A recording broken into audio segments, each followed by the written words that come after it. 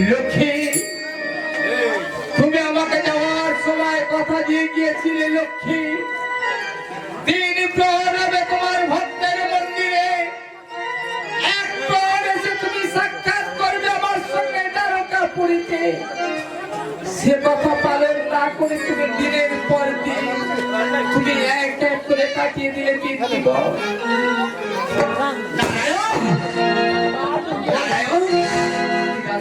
আমি যে ফিরে এসেছি দাদা। ফিরে এসেছো? হ্যাঁ নারায়ণ। কিন্তু তুমি কি আমার লক্ষ্মীর সন্ধান পেয়েছো দাদা? হ্যাঁ নারায়ণ, পেয়েছো?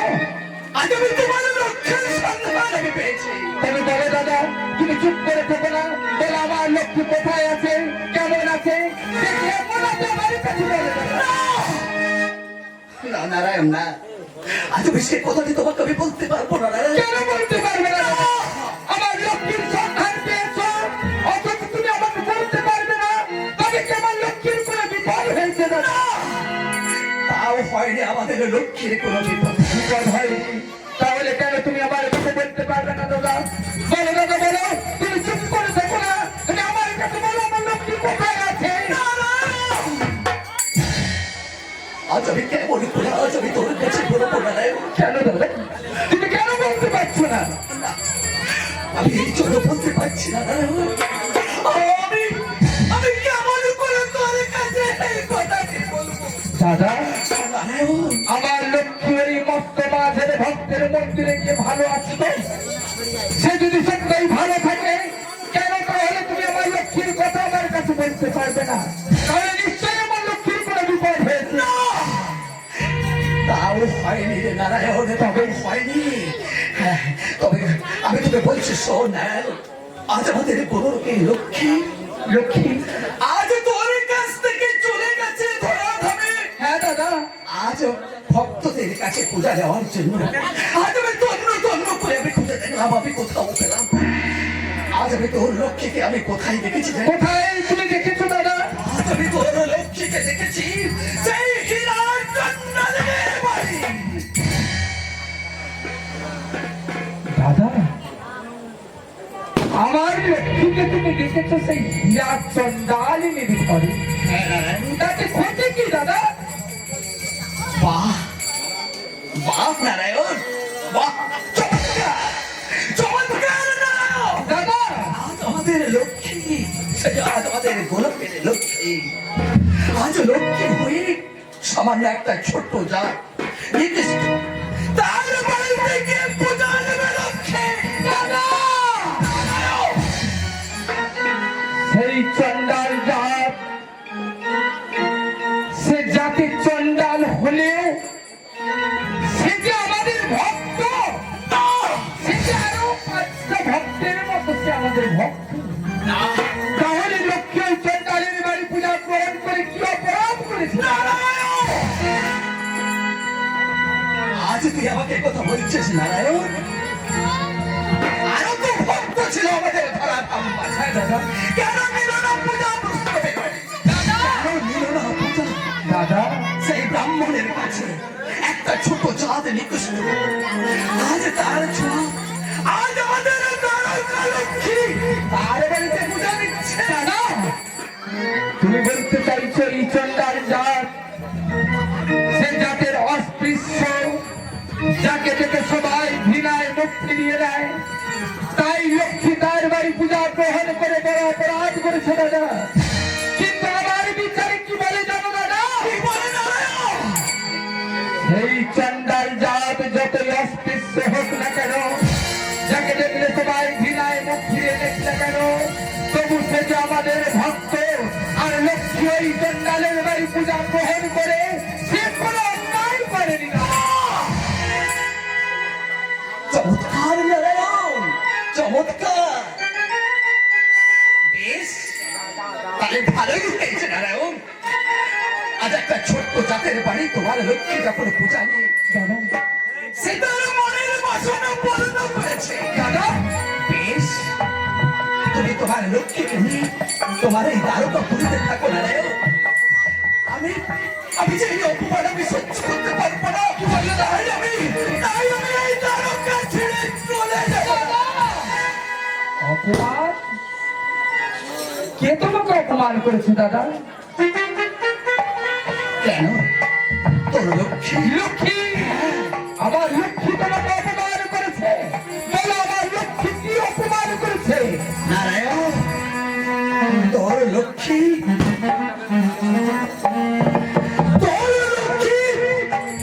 আজ একটা ছোট্ট নিকৃষ্ট জাতের বাড়ি সেই পূজা দিয়েছে। আমি যখন বলতে গেলাম সে যে আমার কোনো বাধা শুনলো না। তাই তুমি আজ এই তারকা ছেড়ে আমাকে ছেড়ে তুমি চিরদিনের জন্য চলে যাচ্ছ দাদা? কি হবে আজ আমার এই তারকায় থেকে? নারায়ণ, কি হবে আজ? আজ তুমি তোমার লক্ষ্মীকে নিয়ে তুমি থাকো নারায়ণ। আজ আমি এই সাদের তারকা পুড়ে ত্যাগ করি, আজ আমি চলে যাচ্ছি।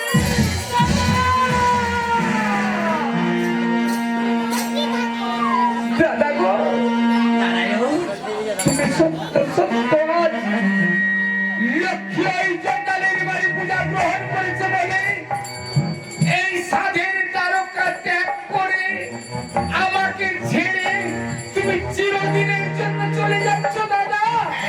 না দাদা না, তুমি যেও না দাদা। লক্ষ্মী গেলে আমি অনেক লক্ষ্মী পাবো দাদা, কিন্তু তোমার মতো দাদা চলে গেলে আমি তো আর দাদা কোনোদিন পাবো না দাদা। তাই আমি কি বলতে চাই জানো দাদা? কি বলতে চাও না? একবার ফিরে আসুক লক্ষ্মী, আমি লক্ষ্মীকে উচিত শিক্ষা দেবো এই সন্তানের বাড়ি পূজা গ্রহণ করার জন্য। তুমি তারকা ছেড়ে চলে যাবে দাদা? যেতে যদি হয় এই দ্বারকার লক্ষ্মী যাবে। তাই আমি কি বলতে চাই জানো দাদা? কি বলতে চাও তুমি নারায়ণ? এই সাধের দ্বারকা পুরীতে তুমি যেমন ছিলে তেমনি থাকো দাদা। লক্ষ্মী ফিরে আসুক, আমি ওই লক্ষ্মীকে কি শাস্তি দেবো জানো দাদা? এই সাদের দেবে। আমি ওই লক্ষ্মীকে শাস্তি দেবো চিরদিনের জন্য। আমি নির্বাসন দণ্ডে দণ্ডিত করবো। আমি জানি নারায়ণ, আমি জানি তুমি এই জ্বালা, এই অপমান তুই সহ্য করতে পারবি না। আমি জানি এমন একটা শাস্তি দেবে ওই লক্ষ্মীকে। এই তারকা পরিত্যাগ করে যখন ওই নিকৃষ্টর বাড়ি পূজা দিয়েছে, সেই সাজা পেয়ে সে কোনোদিন ভুলবে না। কিন্তু দাদা, তুমি তো বললে দ্বারকার লক্ষ্মী দ্বারকায় ফিরে আসছে। এতক্ষণ হয়ে গেল লক্ষ্মী তো এখনো দ্বারকায় ফিরে এলে না। তবে ওই তো চিনি চিনি শব্দে পায়ের নপুরের শব্দ শোনা যায়, মনে হয় লক্ষ্মী দ্বারকায় ফিরে আসছে। একবার তুমি ফিরে এসো লক্ষ্মী, একবার তুমি ফিরে এসো। ওই চন্ডালের বাড়ি পূজা গ্রহণ করার পরিণাম কি আমি তোমাকে বুঝিয়ে দেবো লক্ষ্মী, আমি তোমাকে বুঝিয়ে দেবো। এই দেখো যে আমি ফিরে এসেছি। তুমি এভাবে নীরবে রাখছো কেন? লক্ষ্মী, বলে তুমি কোথায় গিয়েছিলে? আমি যে আমার ভক্তের মধ্যে গিয়েছি। লক্ষ্মী, সত্য কথা বলো। আমার দাদা যে কথা বলেছে কথা কি সত্য? তুমি মর্তমাধারে এত ভক্ত থাকতে থাকতে তুমি কি সেই চন্ডালের বাড়ি পূজা গ্রহণ করেছিলে? নারায়ণ, কেমন করে বলবে সে কথা? সে কথা বলতে পারবে না তোর লক্ষ্মী। বলো লক্ষ্মী, দাদা যে কথা বলছে কোনো সত্য? তুমি চন্ডালের বাড়ি পূজা গ্রহণ করেছিলে লক্ষ্মী? ওগো ঠাকুর, তুমি তো জানো আমি যে আমার ভক্তের মন্দিরে গিয়েছিলাম। ওগো ঠাকুর, দাদা যা বলেছে সেই কথা সত্য। তুমি গিয়েছিলে চন্ডালের বাড়ি পূজা গ্রহণ করতে?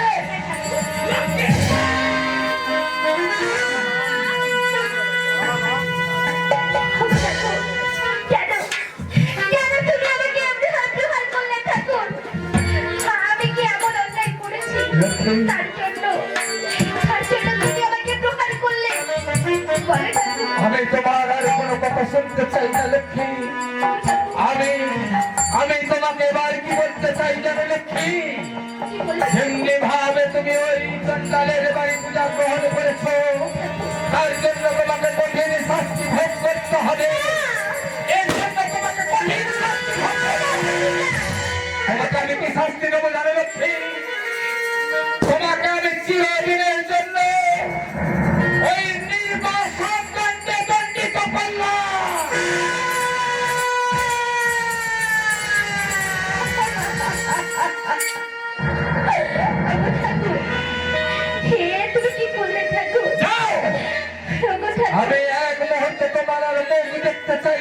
লক্ষ্মী এই মুহূর্তে তুমি দ্বারকা ত্যাগ করে চিরদিনের জন্য যাবে তুমি বনবাস।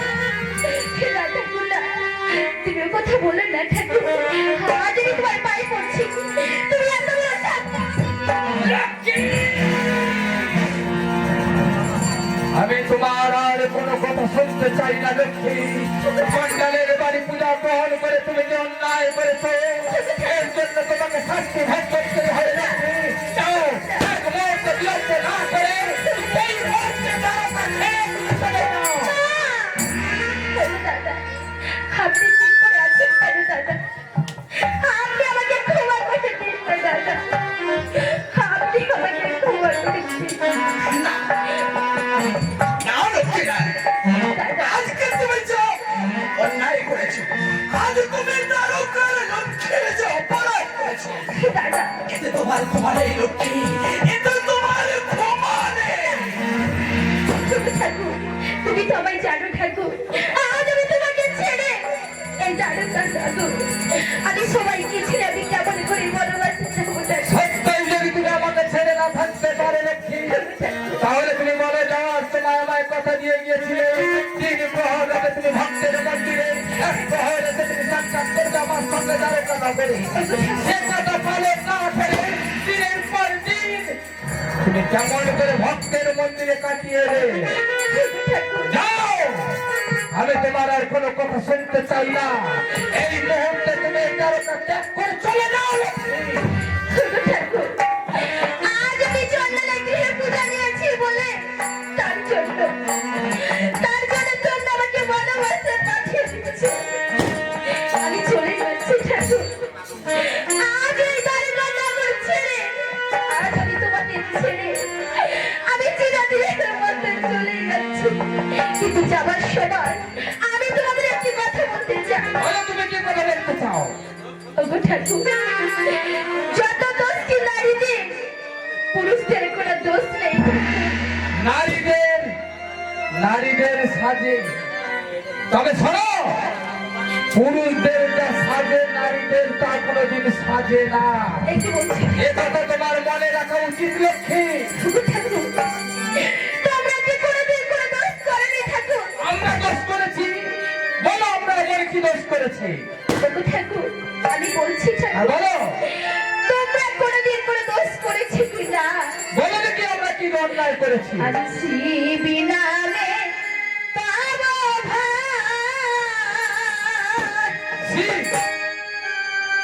বস্ত্র নাহি পহরে।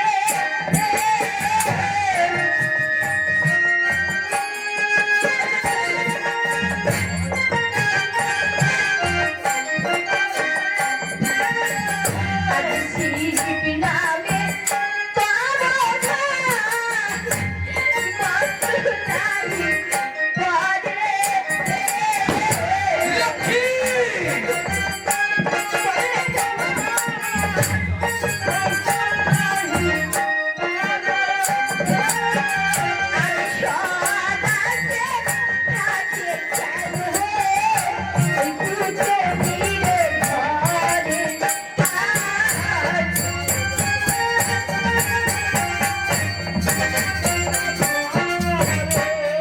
শিব নামে আমাদের যে ছোট্ট ভাই, সে বস্ত্র পরে না ঠিকই গাছের বাকল করে থাকে, সে কুচনির ঘরে থাকে বলে সেই কথা তুমি আমাদের বলবে লক্ষ্মী। শোনো লক্ষ্মী, আমি এর আগেও বলেছি এখনো বলছি, পুরুষদের যা সাজে নারীদের তা সাজে না। তুমি যে অন্যায় করেছো তার জন্য তোমাকে বনবাসে যেতে হবে লক্ষ্মী। বিলম্ব না করে এই মুহূর্তে আমার চোখের সামনে থেকে চলে যাও লক্ষ্মী। তুমি যখন আমার শাস্তি দিয়েছো, আমি তোমার কথা রাখার মতো আমি চিরদিনের মতো বনবাসে চলে তবে শোনো লক্ষ্মী, বনবাসে যাওয়ার আগে আমার একটি কথা আছে। বলে ঠাকুর। বনবাসে যাওয়ার আগে তোমার এই সোনার বেশ পরিত্যাগ করে ছিন্ন ছিন্ন বেশভূষা করিয়া ধারণ যাবে তুমি এই বনবাস। তোমার ওই সোনার বেশ তুমি পরিত্যাগ করে যাবে লক্ষ্মী। তাই হবে ঠাকুর। ওগো ঠাকুর, তুমি তো জানো